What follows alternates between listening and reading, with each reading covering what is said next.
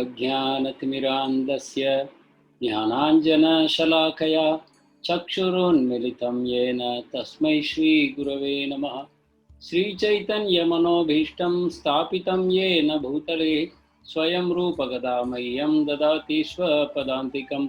वन्देऽहं श्रीगुरो श्रीयुतापदकमलं श्रीगुरून् वैष्णवांश्च श्रीरूपं साग्रजातं सहगणा रघुनाथान्वितं तं सजीवं साद्वैतं सावधूतं परिजनसहितं कृष्णचैतन्यदेवं श्रीराधाकृष्णपादान् सहगणा ललिता श्रीविशाखान्वितांश्च। नमो ओं विष्णुपदाय कृष्णपृष्ठाय भूतले श्रीमते भक्तिवेदान्तस्वामिन्निति नामिने। नमस्ते सरस्वती देवे गौरवाणी प्रचारिणे निर्विशेषशून्यवादी पाश्चात्यदेशतारिणे। वाञ्छाकल्पतरुभ्यश्च कृपा सिन्धुभ्य एव च पतितानां पावनेभ्यो वैष्णवेभ्यो नमो नमः। हे कृष्णा करुणा सिन्धो दीनबन्धो जगत्पते गोपेश गोपिकान्त श्रीराधाकान्त नमोऽस्तुते। तप्तकाञ्चन गौरांगी श्रीराधे वृन्दावनेश्वरी वृषभानुसुते देवी प्रणमामि हरिप्रिये। जय श्री कृष्ण चैतन्य प्रभु नित्यानंद श्री अद्वैत गदाधर श्रीवासदि गौर भक्तवृंद। हरे कृष्णा कृष्णा कृष्णा हरे हरे, हरे राम राम राम हरे हरे। हरे Krishna. I have a pleasure to welcome all of you on behalf of ISKCON Chennai to this 13th session of our Bhagavad Gita as it is. Today's chapter is entitled Nature, the Enjoyer and Consciousness. This is a very wonderful chapter that Krishna is now introducing us to.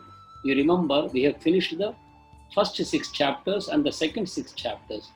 The first 6 was like the lid of a treasure box, where we studied about soul. For the first time, Krishna introduced us to the soul which is different from the body, Deha and Dehi. He taught us that you are the Dehi and not the Deha, which means you are not the body, which is like a toy or like a car or like a dress. You are actually the driver inside the car, or the battery inside the toy, or the person inside the dress. So he taught that learn to see yourself as a soul.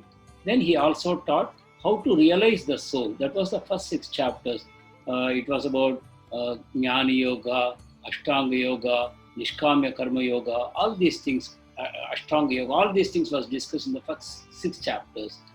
Second 6 chapters, Krishna introduced himself to us. Who am I? What are my powers? Where do I exist?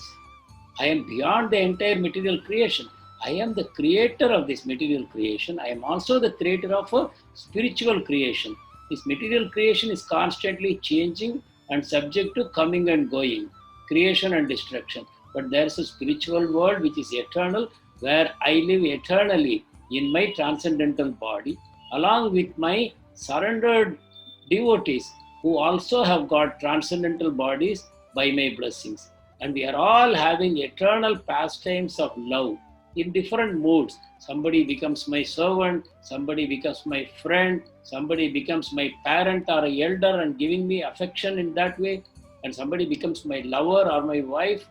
So in so many different ways, we are enjoying transcendental pastimes. And you spirit souls who are trapped in this material world, you also come back to me just by developing pure love for me.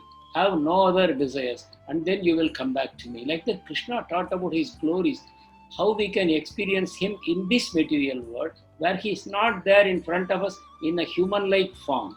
We are unable to relate to him personally, but then Krishna taught us, like, I am the taste of water. So not only that I am the water, I am the taste of water, but I am also giver of the water. So in so many ways, we can remember Krishna in this material world. Now we come to the third 6 chapters, where Krishna is telling how we got trapped, how the souls got trapped in this material world, and what they should do to get out of this world. So this is something like jnana, which is supporting bhakti. This is not the dry, pure mental speculation, what we are very much against, what Gita is very much against.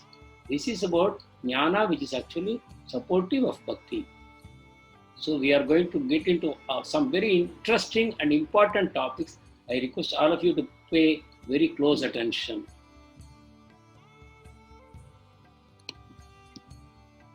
So Krishna is going to talk about the absolute truth, giving some knowledge about that.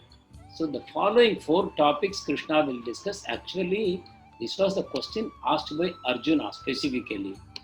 Arjuna wanted to know who is Prakriti, who is Purusha, and who is Kshetra, and who is Kshetrajna, and what is knowledge, and what is the purpose of knowledge, what is the goal of knowledge, what am I supposed to learn with my knowledge. So this is very interesting. See, none of us have been taught to inquire like this. Arjuna is able to inquire because he has been taught in a Gurukula.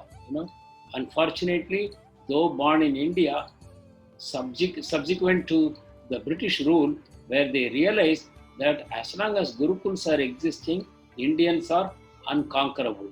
So they destroyed the Gurukuls by introducing an English system of education, which we are all very proud of today. But as a result, what happened? We have all become materialistic, and materialistic means always miserable, because your life becomes uncertain. There is always anxiety, worry, hankering, and lamenting, and we are unable to know what is the goal of life. So because Arjuna is educated in a Gurukul, he is asking such very intelligent questions. So he is asking, what is the field of activity, and who is the person who knows the field of activity? Prakriti is, you can say, material nature. The entire material nature around us is called Prakriti, and it is actually Krishna's inferior nature, and it is also called Kshetra. At the same time, our body, which is made of the elements available in the Prakriti, it is also called Kshetra. So our body as a Kshetra is made of the same elements which are available in Prakriti. So Prakriti is field of activity. Same way, my body is also field of activity. So my body can be called as Kshetra. And who is the Kshetrajna? Jna means knowing. We say Jnana. So the word Jna means knowing. So Kshetrajna means who is knowing this body, this Kshetra. He is called Purusha. So we can understand the soul is the Purusha and the body is the Prakriti. And if I think my body is the Purusha, then the rest of the material creation is Prakriti. So Kshetrajna within this body is the soul, but because I am confused that I am this body, I am looking at the whole world as my Kshetra. I think I am this body and I am enjoying the world. So we are wrongly thinking the world is the Kshetra and I so and so is the knower of this world. But Krishna is going to clarify. And what is knowledge? Very beautifully Krishna will explain what is knowledge and what is not knowledge. And Krishna will also tell what is the purpose of this knowledge? What is the goal of this knowledge? We know we send our children to school and college and university for earning money, for getting a job to earn money, and with that money to enjoy the sense gratification in this material world and some amount of prestige, power, position, etc. Everything body based, and then one day die. That we don't tell them, of course. We tell them you just work hard and you enjoy your life. But Krishna is going to tell us what is the real goal of knowledge. So this is the practical science of self-realization. I am constantly reminding all of you about this because my request is, please chant the holy names daily. Anyone who is not chanting the holy names after listening to 12 chapters of Bhagavad Gita must start thinking very deeply about it, because even though we may appear to be understanding what is being taught, but we don't actually understand. How to know this? One test is my ego going down?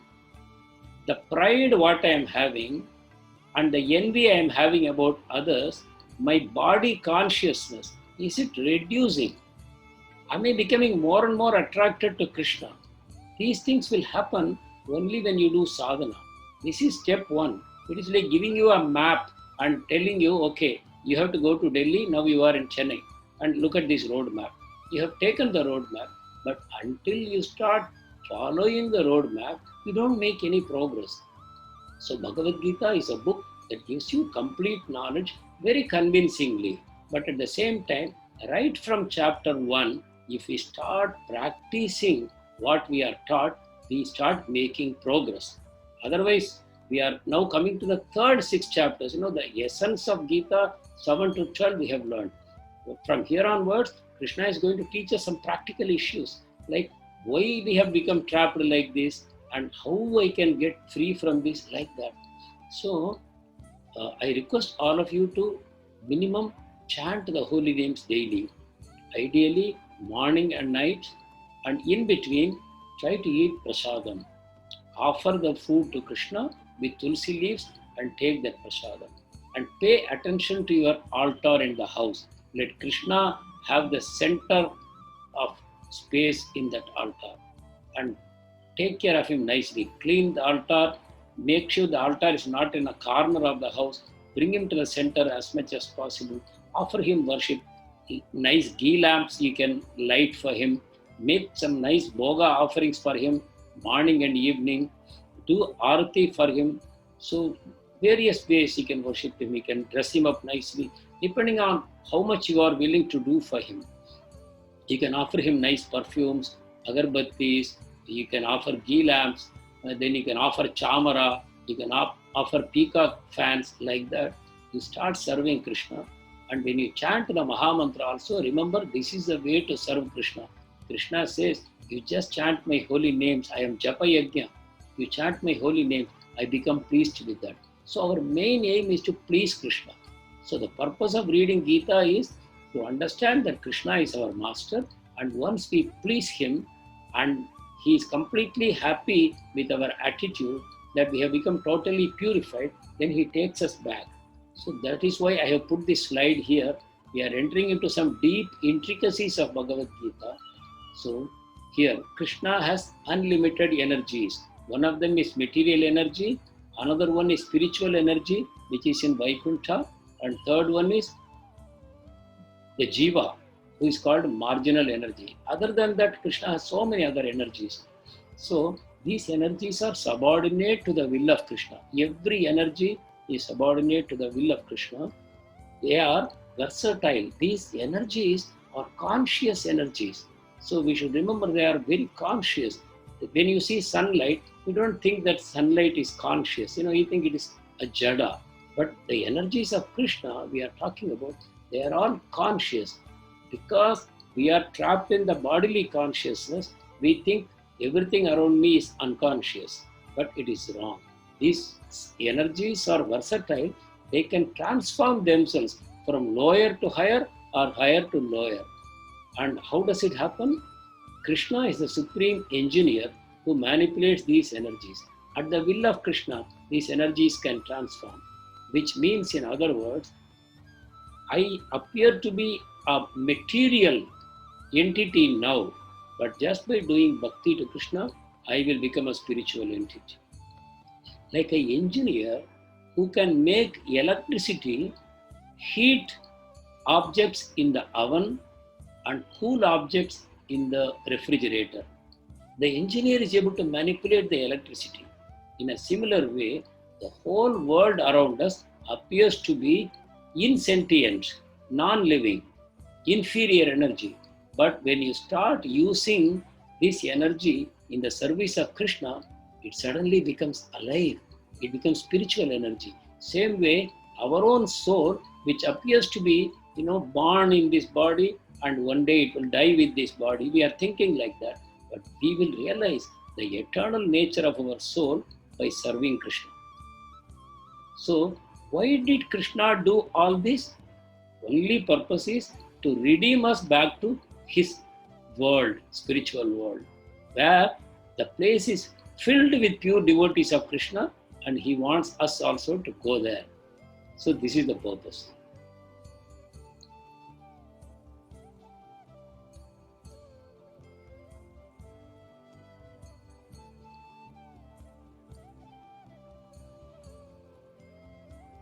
So again, to benefit from this knowledge, we must do sadhana. We have to do practice. This is important. Now we get into the lesson per se. So this kshetra means field of activity. You can imagine where the activity is happening, that's called field. Supposing there is a football game, the field of activity is the football ground. Similarly, the souls are in this material world. So what is the field of activity? The entire material world is the field of activity. But not only that, you should remember, my body is the field of activity. Because I am not the body. If you think you are the body, the rest of the world becomes your field of activity. But if you understand that you are a soul, then your body itself becomes part of the field of activity. So there are 5 great elements. That's called earth, water, fire, air, and sky or space. These are the 5 great elements. Plus false ego. What is false ego? I am thinking that I am this body, though I am not. So that's called false ego. Ego is the sense of I-ness. I, that is ego. But false ego is I am this body. We all have a true ego that is part of us. But this false ego is part of the field of activity. That means this is not me.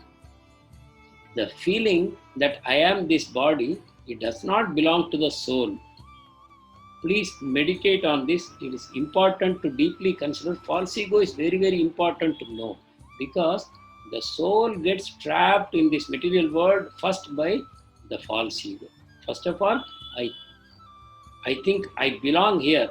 I get a body with 5 senses that traps me in this body. I start experiencing this world through my body. That is my false ego binding me. Then I have an intelligence. The false ego uses this intelligence as an instrument to discriminate what is good and bad in this world. Intelligence helps the false ego because I have already accepted my body as me. I am already in trouble. So the intelligence is given to me to navigate my way around in this world. The unmanifested.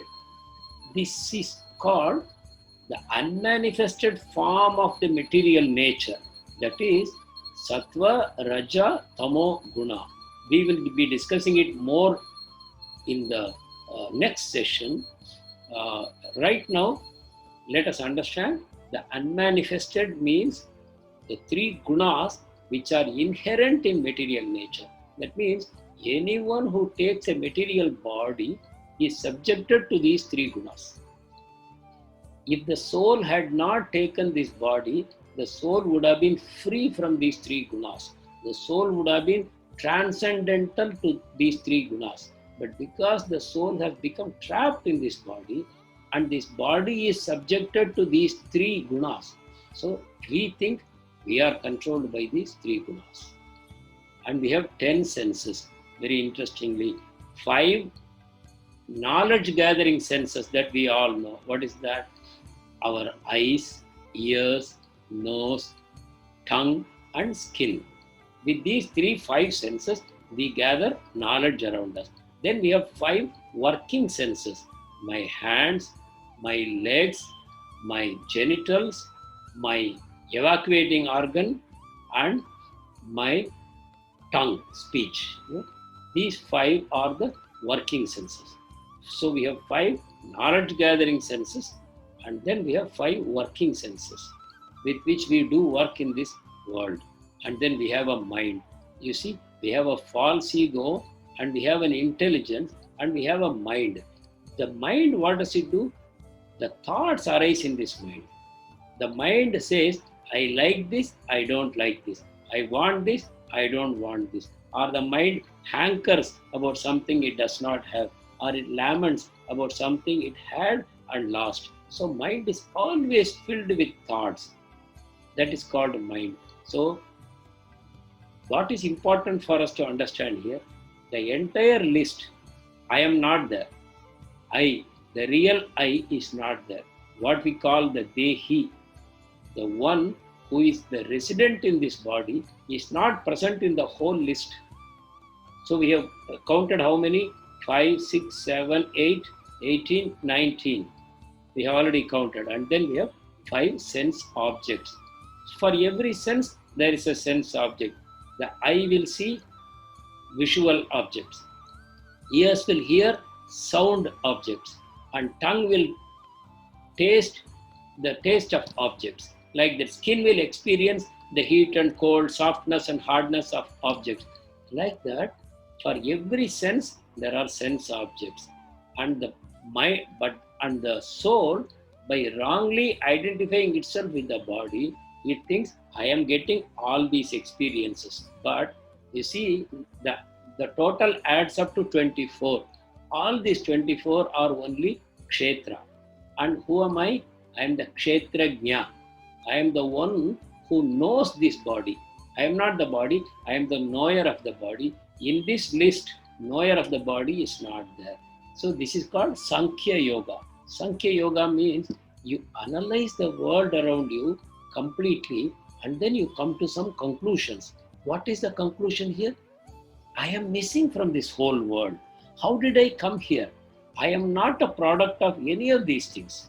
I am not created by these elements or the senses. I am something else inside. I am pure consciousness. But the list what we have given here is not conscious at all.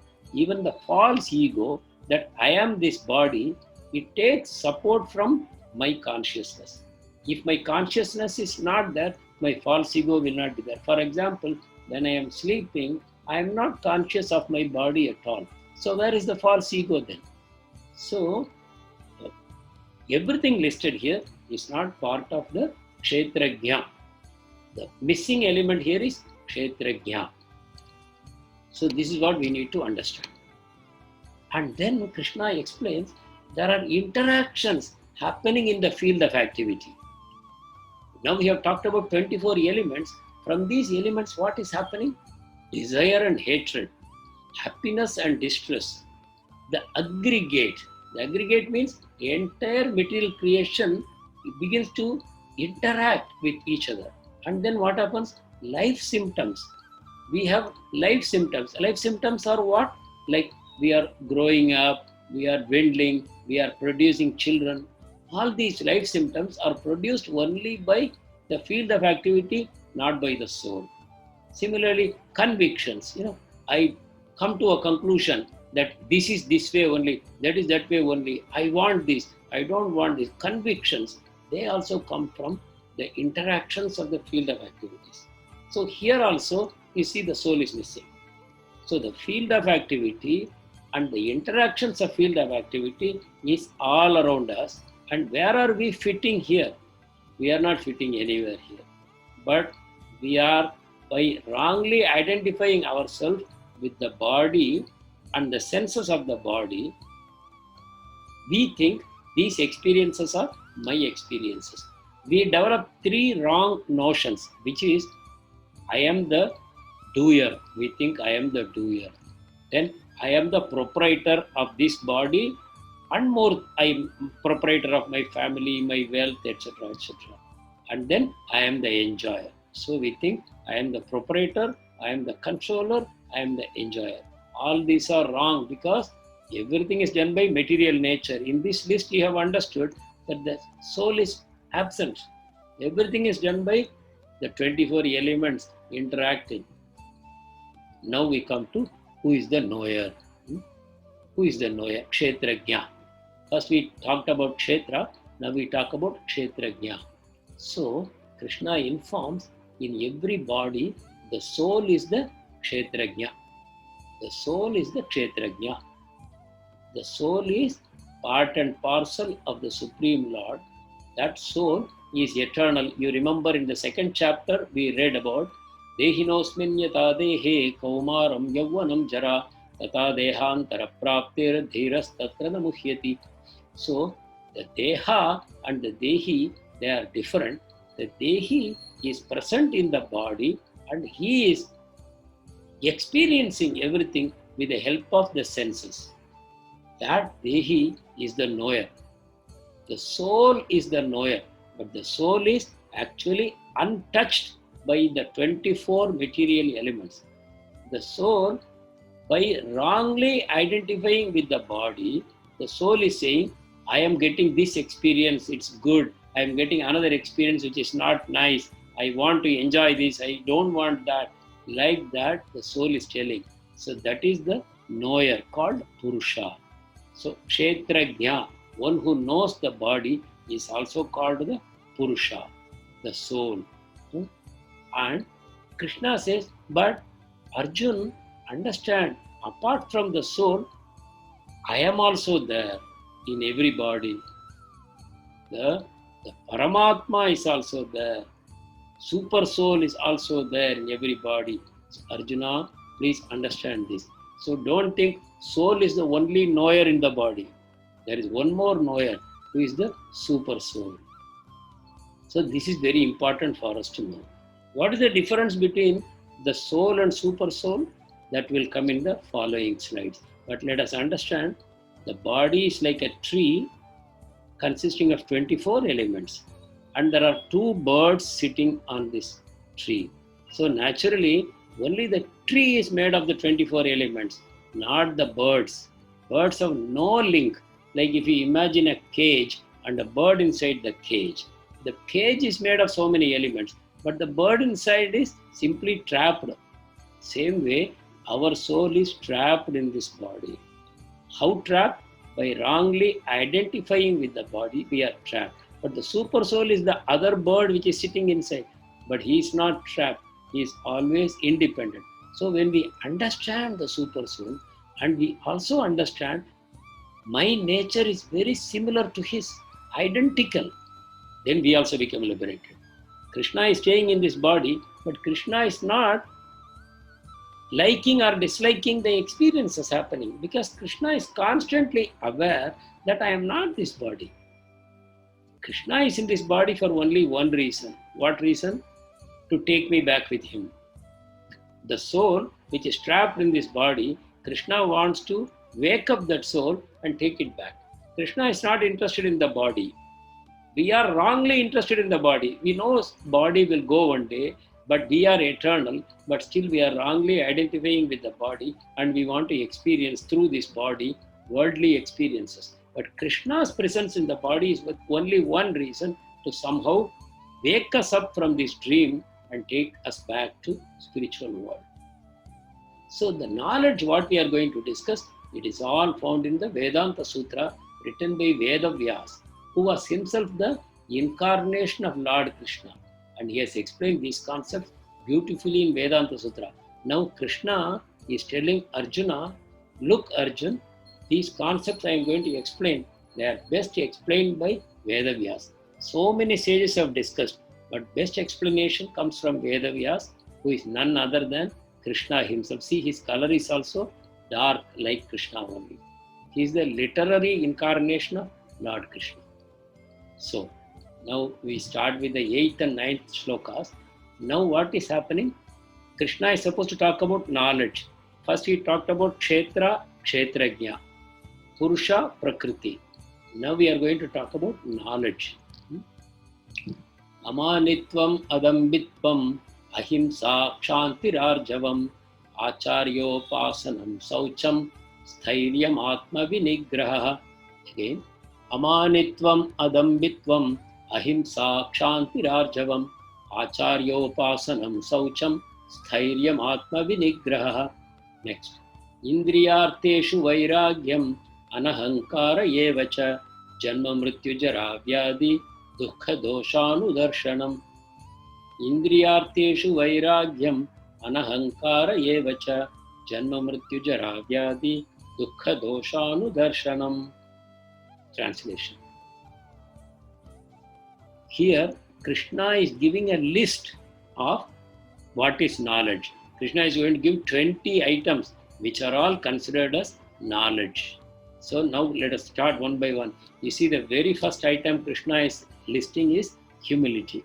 Now, just whatever I say, try to imagine what we have learned in our school and college, and maybe some of you may be doctorates. So what have you learned? And even after going to job, what have we learned? Have we learned any knowledge? You just try to figure out within yourself. It's very interesting. Krishna says the first item of knowledge is humility. This is the stepping stone to gathering more knowledge. First of all, I have to become humble. I should understand I am totally dependent on the Supreme Lord. I have no capacity. I am dependent on the mercy of so many other forces for success in life. What success? Even survival in the struggle for existence. I need the support of so many people. So we have to become humble first.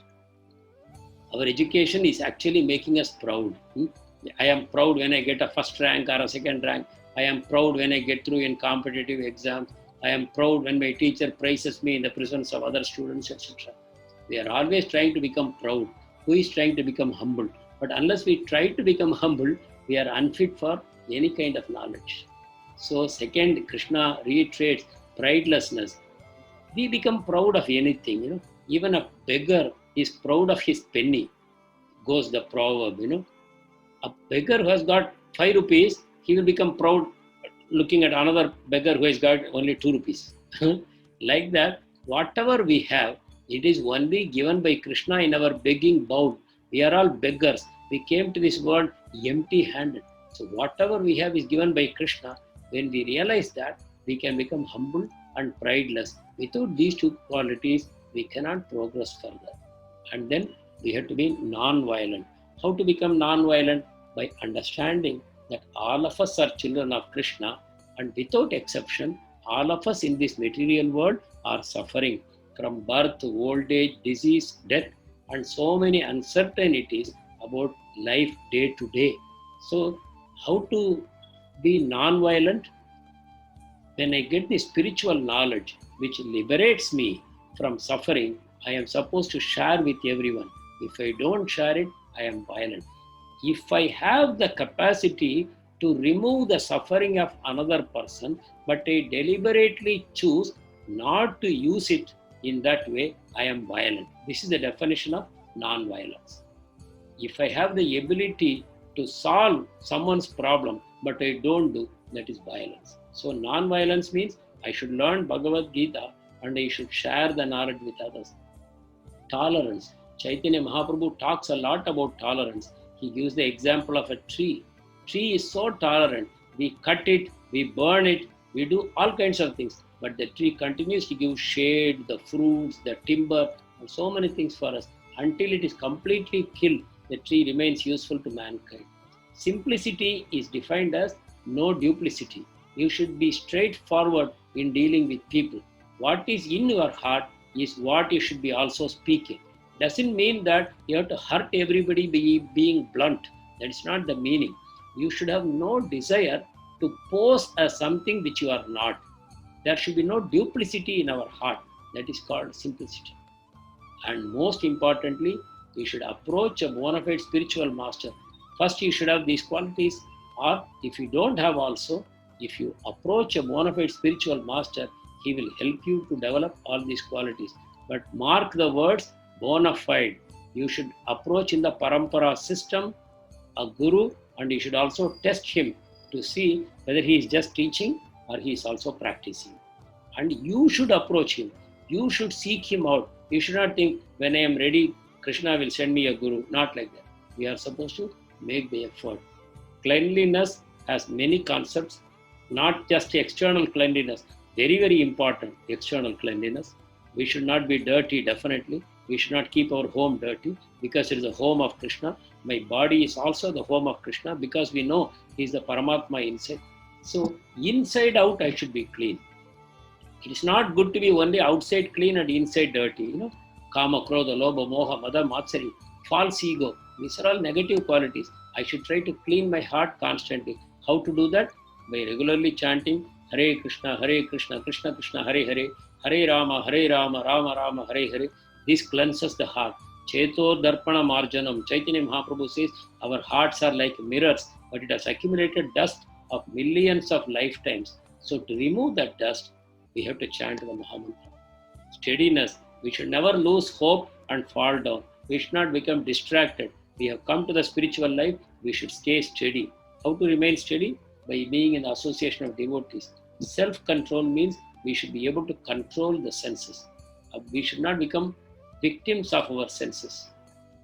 And renunciation of the objects of sense gratification are surrounding us. There are so many objects of sense gratification. Depending on the level of my physical strength and material wealth, I have more or less capacity to enjoy these sense objects. But renunciation means even though you have the ability to enjoy something, you give it up, so that you can use your time for spiritual progress. That is called renunciation of the objects of sense gratification. The 5 senses we have to bring under control. Absence of false ego. False ego means I am the body. So you should never think I am the body. I am a spirit soul trapped in this body. That's consciousness we should have. Then constantly we should be remembering birth, old age, disease and death. This is very important. This is the foundation of spiritual life. I should know I am an eternal soul, but my body is subject to birth, old age, disease and death. That means I am in a temporary place. I should not try to become happy here. Jesus Christ said, this world is a bridge. Jesus Christ said beautifully, this world is a bridge. Cross it. Don't try to build your house on it. We are all trying to build our houses in the city. Somehow we want to buy a plot of land. Somehow we want to build a house and say, oh, this is my house. I have my own house. Can we have our own house in this world? Ultimately, 6 yards of land, that's what they say, will be buried there or burnt. We don't even get buried. Burnt means there is no space at all. We can say ours. So, we should realize this body is subject to birth, old age, disease and death. But I am an eternal soul and I have to become somehow free from this body. Not only this body, I should not enter into another material body again. I should go back to Krishna. So this is 12. Then next 2 shlokas. Asaktir anabhisvangha putra dara grihadishu nityam cha samachittatvam ishtanishtopapatishu. Again. Asaktir anabhisvangha putra dara grihadishu nityam cha samachittatvam ishtanishtopapatishu. Next. Mai chananya yogena bhaktir avyabhicharini vivikta desha sevitvam aratirjana samshadi. Again. Mai chananya yogena bhaktir avyabhicharini vivikta desha sevitvam aratirjana samsadi. Translation. Detachment. We need to cultivate detachment from anything material, not from God. We should remain attached to Krishna, and that way we should become detached from anything material. How to do that? You should see everything around you belongs to Krishna. Your own body belongs to Krishna, so you start using your body to serve Krishna. Your own intelligence, your own physical strength, your own skills, your family, your bank balance, everything belongs to Krishna. Then you are automatically detached. So detaching means not running away from everything, but understanding that everything is the property of Krishna and using it for serving Him. 13. Freedom from entanglement with children, wife, home and the rest. How do you become entangled? By thinking I am this body. Once again, every time the answer is the same. When you think I am this body, then the wife is the wife of this body, children of this body, home of this body, relatives of this body, like that. But once you understand that I am the soul, then you are already free. It is not that you have to run away from home to Rishikesh. Just by constantly remembering this body will die, all these relationships have come because of the body, but inside each of these persons, there is a spirit soul just like me. So my relationship is with Krishna, and because of that relationship, I am also related to each of these people who are also children of Krishna. So we together serve Krishna. That should be the mood. My wife, my children, no, they are all children of Krishna. Krishna, out of his compassion, has given this association to me. We will together serve Krishna. That should be the mood. Then you are free from entanglement. So entanglement is of the mind. What is the use of running away from home and still remembering what people may be doing. That is entanglement actually. So performing the duty without attachment is called freedom. Doing the duty for the pleasure of Krishna and offering all the results to him, that is the way to become free from entanglement. Otherwise, work is not an entanglement. Attachment to the results of the work is actually entanglement. So none of us should give up our work called duty. Duty we should not give up, but attachment to the results should be given up. Even-mindedness amid pleasant and unpleasant events. What is pleasant and unpleasant? It is all on the bodily platform. The soul is simply the bird sitting on the tree. How Krishna is unattached, he is just a silent observer. Same way, my soul should also be a silent observer. Then I am even-minded. Then this is the most important point. Krishna says, constant, unalloyed devotion to me. We should develop pure devotion to Krishna. This is knowledge. If I don't have devotion to Krishna, I don't have knowledge. In fact, the entire list is for developing that attachment to Krishna. Then I have knowledge. Otherwise, the rest of it is meaningless. Then aspiration to live in a solitary place, detachment from the general mass of people. These are the lists. Then we come to the last shloka. Adhyatma jnana nityatvam tattva jnanartha darshanam etat jnanam iti proktam ajnanam yadato nyatha. Again. Adhyatma jnana nityatvam tattva jnanartha darshanam etat jnanam iti proktam ajnanam yadato anyatha.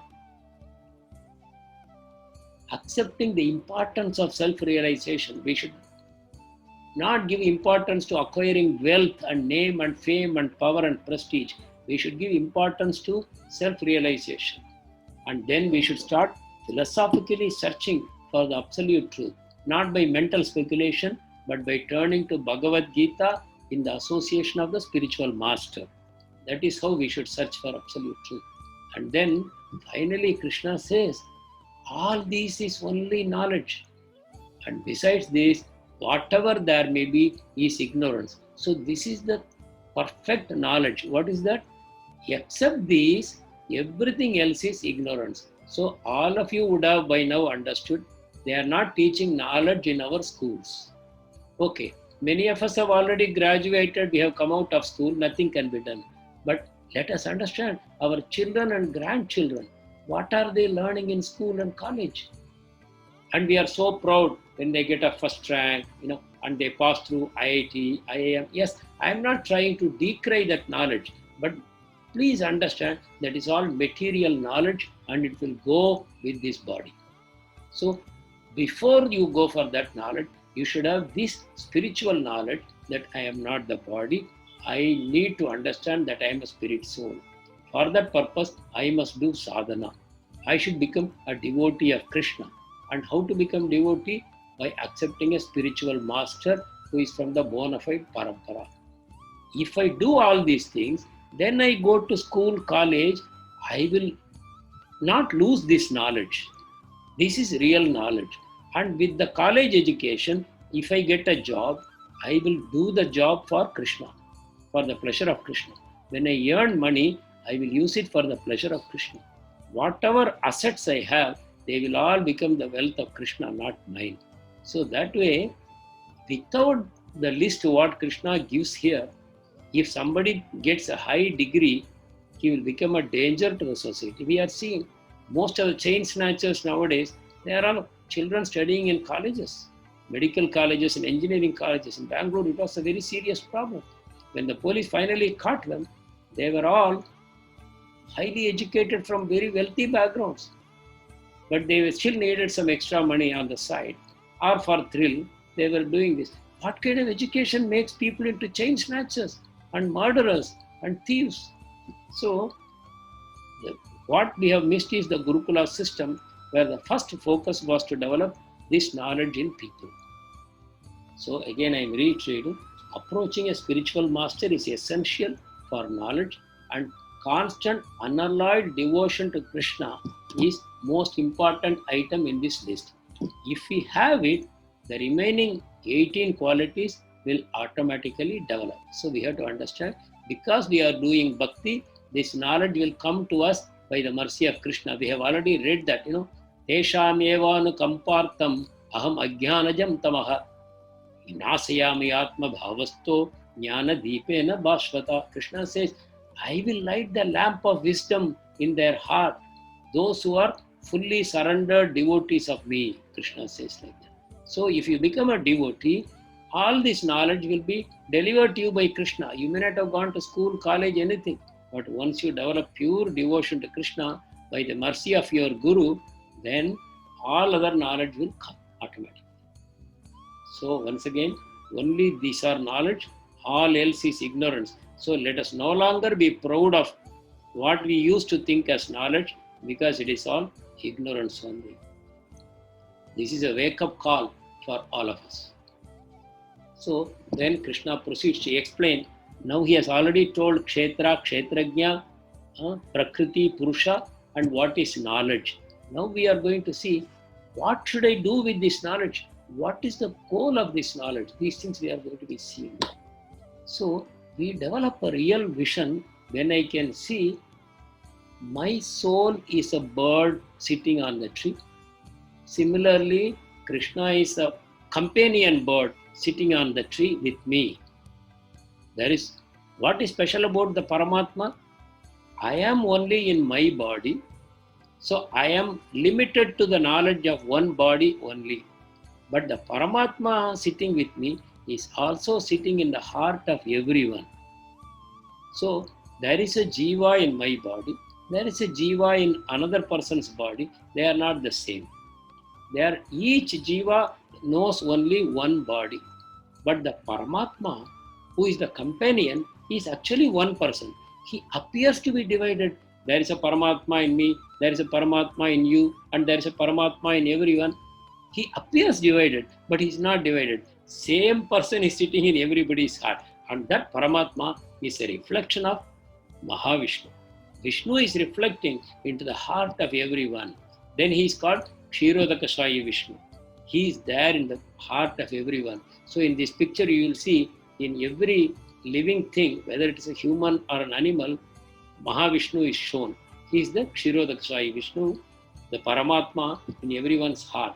So I really see only when I understand I am a seer in this body. Paramatma is also a seer in this body, but the difference is I know only my body, but Paramatma knows every body. He is not only in living things, he is also in every atom. So Paramatma is expanded everywhere. We call the Virat Rupa. He is the Paramatma of the universe. I am only a witness from this one body, but foolishly I am becoming attached to my senses, and through my senses and the body I am trying to enjoy this world, and I think what my body does I am doing. But Krishna clarifies, you are not doing. Don't worry. The 24 elements are doing. The interactions of the 24 elements, if you remember Prakriti, we discussed 24 elements, they are only doing. How they are doing? There are 3 modes inherent in the material nature. They are called Sattva, Rajo, Tamoguna. As they interact, everything is happening around us. The soul is simply a witness. Like imagine a chariot is going. There are 5 horses. They are the 5 senses. Then the 5 horses are controlled by reins. That is the mind. And there is a driver sitting. He is the intelligence. So the intelligence is driving the chariot with the help of the mind. And there is a passenger in the chariot. That is the soul. The chariot is the body. Chariot is the body. The 5 horses are the senses. Mind is the reins. Intelligence is the driver. What the passenger is doing, he is just watching what's going on. But we have a role in the sense we desire something. The soul desires, and the Paramatma sitting by the side of the soul, he knows the desire of the soul. Just like if you are walking through a garden, the smell from the flowers will reach your nose. You are not even touching the flower. But because you are walking close to the flower, you get the fragrance. Same way, Paramatma is sitting by the side of the Jivatma, and the Jivatma's desires are all known to Paramatma. Paramatma has no desire, but he gets the desire from the Jivatma, and that desire he gives permission to material nature. Yes, you satisfy. So he is the permitter. When the Paramatma says go ahead, then the Prakriti will execute. The Paramatma says do this, do that, then Prakriti will do that because Prakriti is his servant. But Paramatma has no desire at all. He takes the desire of the Jivatma and conveys to Prakriti with permission. Yes, you satisfy this desire. And the Jivatma is sitting and thinking, I am doing, I am the doer. But actually the doer is Prakriti with the permission of Paramatma. And the Jivatma is a witness. So we have to learn this, then only we become liberated from birth and death. So now let us understand what is the role of nature in our experiences. What is the role of nature? Nature is the cause of all material causes and effects. Whatever happens in material world, there is a flood, there is a fire, there is a cyclone, there is a tsunami, there is an accident, there is a disease, there is a bereavement in the family, somebody loses his leg, somebody loses his car, somebody loses in the stock market, whatever it is, this is all nature is doing. Nature is doing. Then what the soul is doing? Soul is the cause of sufferings and enjoyments in this world. Soul is the witness. Imagine you are sitting in a cinema theater. The hero is crying, you are also crying. Heroine is crying, you are also crying. Villain is killed, you become happy. Sometimes there is fear, sometimes there is laughter. Everything happens, but it is all happening on the screen and you are only watching. Same way, we are sitting in this body and watching. This is correct understanding. So, what happens is, there is a bright sunshine and we are feeling happy. Externally, the material nature is doing, but internally, I am becoming happy. Similarly, when there is a problem, then I become very sad. Externally, the material nature is doing, but when I identify myself with this body, then I become sad. This is how the nature is working. And so, let us know some more qualities about the soul. This is a big subject. Going forward also, we will be discussing this in more detail. Right from second chapter, we have started studying about the soul. So now we understand what is the purpose of knowledge. Arjuna asked, what is the objective? What is the goal of my knowledge? So Krishna is explaining the goal is you have to know the soul and the super soul in this body. You've seen the kshetra, it is made of 24 elements. Nowhere the soul is there. But the soul is inside this body, which is the ultimate cause why everything is happening. Because of the soul only everything is happening. Because the Paramatma picks up the desire of the soul, conveys to Prakriti, giving permission, and then Prakriti does everything. So whatever is happening, Krishna is executing for the soul's desire.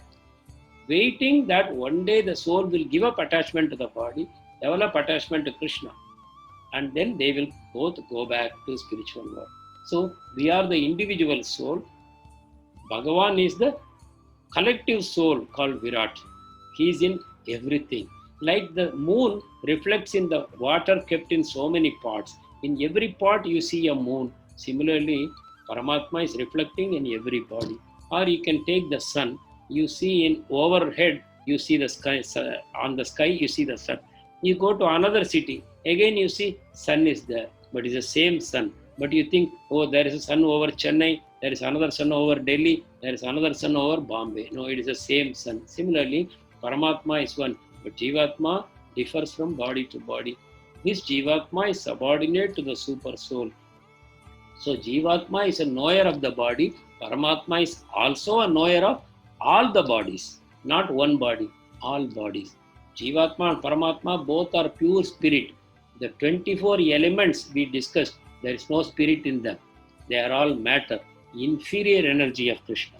But the soul is superior energy of Krishna. Both Krishna and the soul are pure spirit. No beginning, no end. My soul is the desirer. So it is called fallible. Because I desire, by developing attachment to material nature, which is changeable. That is why I fall down. But super soul is infallible. In Sanskrit, it is called Achyuta. Chuta means something that falls down from its position. Achyuta means one who never falls. So Krishna is Achyuta, but we are all Chuta. We fall down and we are bound by the modes of nature. Krishna is never bound. The modes of nature are his servants. The material nature is his servant. So even though Krishna may descend into this material world, he is never controlled by the modes of nature. We should understand. As we understand Krishna clearly, we become free. So the soul is beyond the cause and effect of this world, which is created by material energy only. So next shloka, 14th shloka. Here Krishna is going to describe super soul in 3 important shlokas. Sarvatah pani padam tat, sarvatokshishiro mukham, sarvata shruti maloke, sarvam avritya tishtati.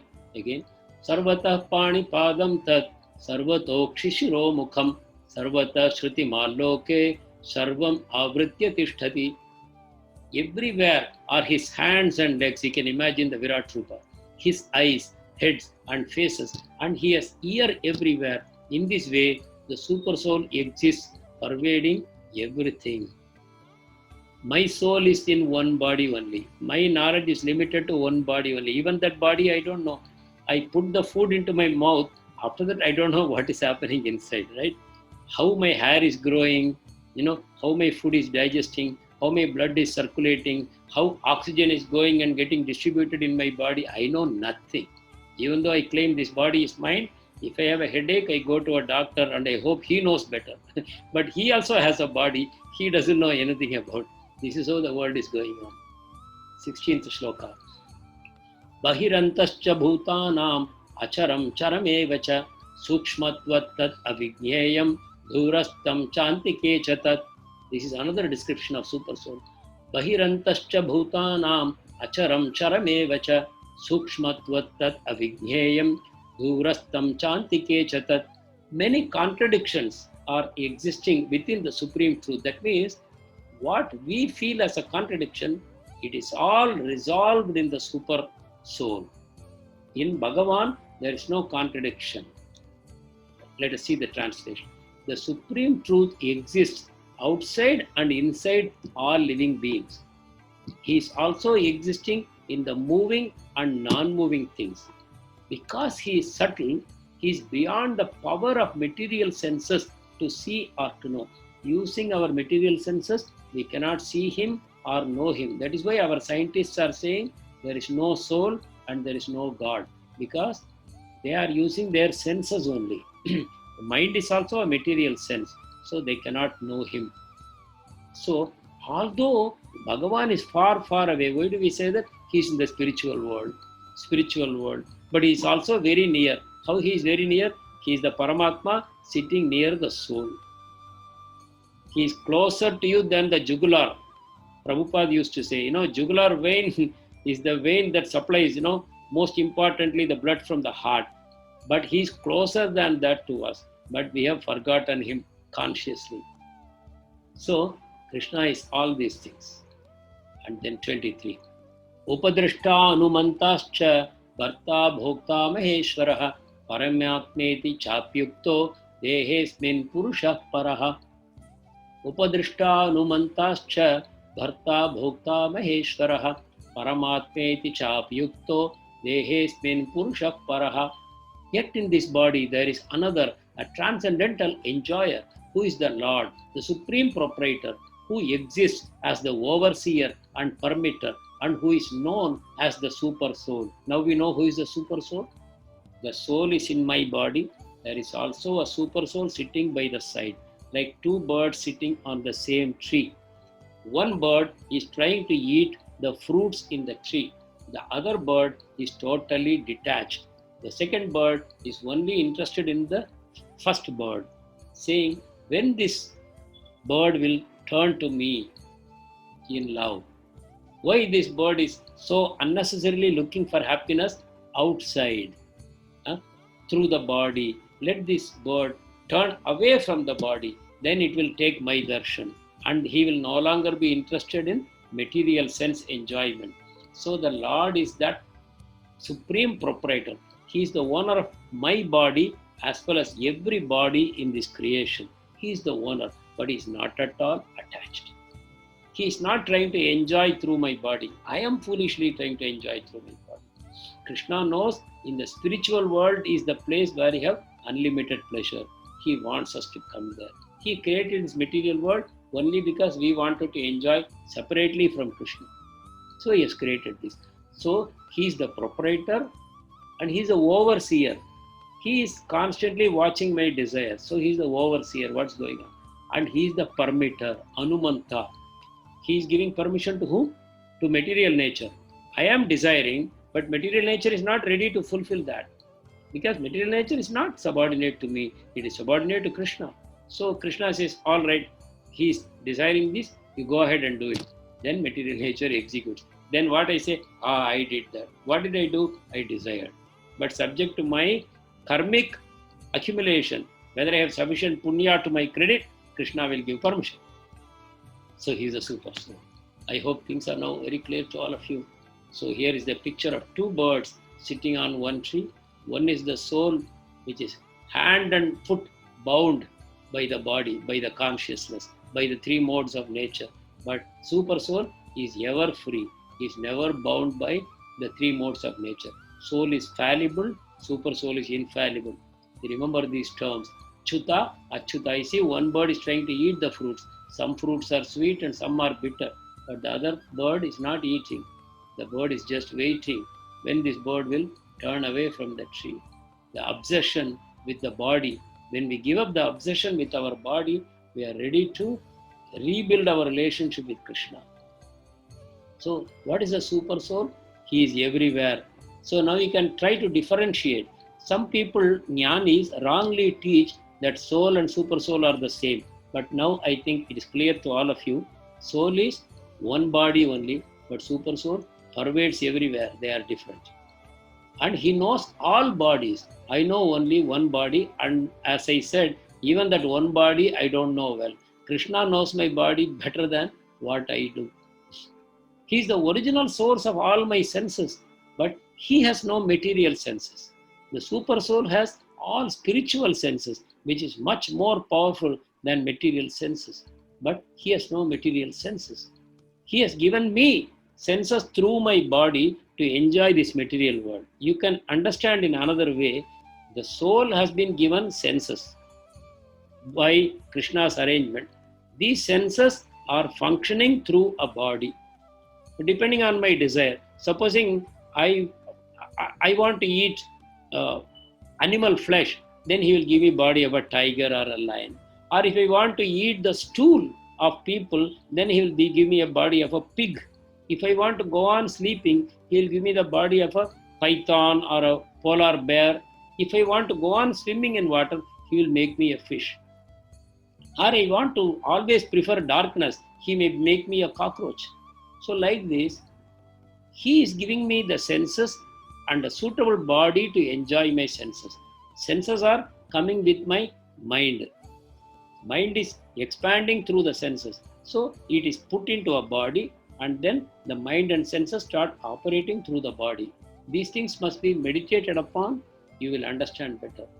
And he is the maintainer of my body, but he is not attached to my body. And he is the master of Sattva, Raja, Tamo Guna, and he is beyond them. They cannot control him. He controls them. He is inside and outside of everything. He is subtle and beyond the senses. And he is the source of light. This you have to understand. This material world is a place of darkness. Only by the presence of Krishna, we experience light here. He is the Aditya Varnam Tamasa Parastad. He is beyond darkness. His color is that of the sun. What is special about the color of the sun? The sun reveals things as they are. The midday sun reveals things as they are. That is how the Paramatma reveals everything to us. Because of the Paramatma, my Jivatma is able to experience things. And he is the witness and the permitter. We have discussed that.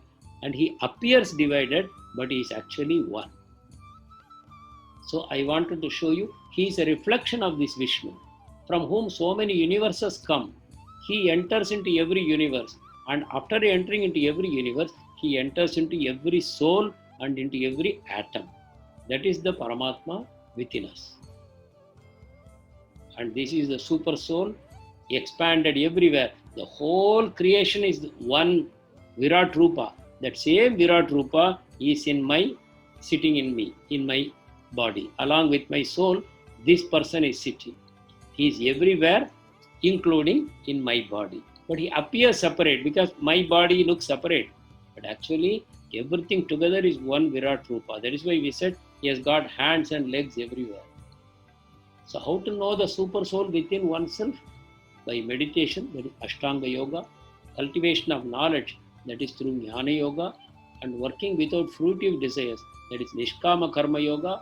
All this we have discussed in the first 6 chapters. I hope you will recollect. And best of all is pure devotional service. Devotee will immediately see that I am not the body. I am not the owner of this body also. Krishna is the owner of this body. That way, he gets true knowledge and then he becomes free from birth and death. After that, he doesn't take birth in a material body. Once he understands there is a relationship between me and Krishna, and he develops that through devotional service, and he never returns to the material world. And here Krishna says something interesting. How powerful is devotion? The devotee, by regular process of devotion, with the help of Bhagavad Gita, Bhagavatam and all, he gains full knowledge. But an innocent person, we are seeing warkaris, going on this foot pilgrimage to Vittal. So they are not very educated people, simple people, but they have faith. So Krishna says, even innocent people, when they practice devotion by hearing from other pure devotees, they will also go beyond birth and death. So now we know who is having knowledge, who is not having knowledge. Anyone developing knowledge of God through faith and by hearing from devotees, they have real knowledge. Anyone who tries to exploit this material world to earn wealth and name and fame and sense gratification, they are in ignorance. So Krishna says, even innocent people, just by hearing with faith from devotees, they will overcome birth and death. So devotion is so simple. Then we come to the last shloka of this chapter. Kshetra kshetrajna yor evam antaram jnana chakshusha bhuta prakriti moksham cha ye viduryanti te param. Again, kshetra kshetrajna yor evam antaram jnana chakshusha bhuta prakriti moksham cha ye viduryanti te param. Translation. Those who see with the eyes of knowledge the difference between the knower of the body and can also understand the process of liberation from bondage in material nature attain to the supreme goal, which is Krishna. Supreme goal is we go back to Krishna and we no longer take a material body which is subject to disease and death. We take a spiritual body in Krishna Loka and we constantly associate with Krishna, where there is no misery, there is only constant joy and exchange of love with Krishna and his devotees. So ends this chapter on the Kshetra Kshetrajna Vibhaga. We understood what is the field of activity, what is the knower of the field of activity, and then we came to know there are two knowers. So what is important for me is to know that I am not a material element, I am a spiritual element, and I am part and parcel of the super soul. By re-establishing connection with him, I can liberate myself from this material world. So Krishna says, this is the way to become free. To understand that the soul is different from the body and to identify the soul with Krishna. Instead of identifying with the body, I should identify my soul with Krishna. Then I attain the supreme goal. This is the message Krishna is giving. So we have to see super soul not only in me, but in everyone. In moving and non-moving things, in every living entity, whether he is a dog or a chandala or a great saint or a demigod, in everyone I should learn to see the super soul, and the super soul is conducting the activities of this world. Then the material nature, his inferior energy, is always subordinate to him, and it is only acting at his instructions. The whole material world is running. I am the individual soul. I have to become free from attachment to my body, and I should constantly engage in devotional service of Lord Krishna. Then I will gain permanent freedom. That is the message of this chapter. To gain permanent freedom, I should engage in constant devotional service, and I should become attached to Krishna, and I automatically become detached from material things. So here is Chaitanya Mahaprabhu. He came as a devotee of himself. He is Krishna, but he appeared as a devotee of Krishna to show that by performing bhakti to me, you can all attain to my nature. You can come back to me. So Chaitanya Mahaprabhu descended to this world to show us what is the path we have to follow and what is the destination we have to reach. We are all souls that have fallen into this material world. But Krishna, voluntarily he has come. He has not fallen here. He has descended to show us the correct way to come back to him. So Chaitanya Mahaprabhu's avatar is very important. Hopefully, after this course is over, we will be spending more time to know about Krishna and Chaitanya Mahaprabhu. Those will be very exciting times. Right now we are discussing philosophy. Some of you may be finding it a little tough to digest, but please don't worry. Every time you understand, Krishna is saying, do bhakti, do bhakti. Every chapter, Krishna is saying that. So if you are already doing bhakti, you have already learned Bhagavad Gita completely. You don't have to worry at all. But it is only for those who don't have bhakti or faith in Krishna, they have to start putting more efforts. So we come to the end of this chapter. Let us make a prayer to Srila Prabhupada to help us perform our sadhana. The obstacle to performing sadhana is our vasanas. The vasanas are coming from our past karma. The past karma is experienced through our body and our senses. So the more and more we can identify ourselves with our soul, the vasana cannot harm us. So when we sit for chanting or doing devotional service, let us identify ourselves as part and parcel of Krishna, as spirit souls and his eternal servants.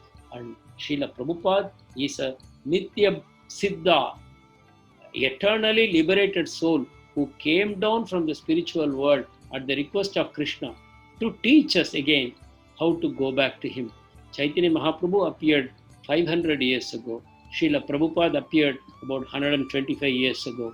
So Krishna keeps on. Either he comes personally or he sends his pure devotees, all for our sake. So the moment we somehow develop willingness to listen and start practicing in our life, everything changes for us. So let us all chant the Mahamantra and then let us close the session. I am still looking for reports from you. If you can send it to me in my WhatsApp, how many rounds you chanted and what is your experience, I'll be very glad. And if you want any tips and help, you can also write to me. Thank you so much. Hare Krishna, Krishna Krishna, Hare Hare, Hare Rama, Rama Rama, Hare Hare, Hare Krishna, Krishna Krishna, Hare Hare, Hare Rama, Rama Rama, Hare Hare, Hare Krishna, Krishna Krishna, Hare Hare, Hare Rama, Rama Rama, Hare Hare.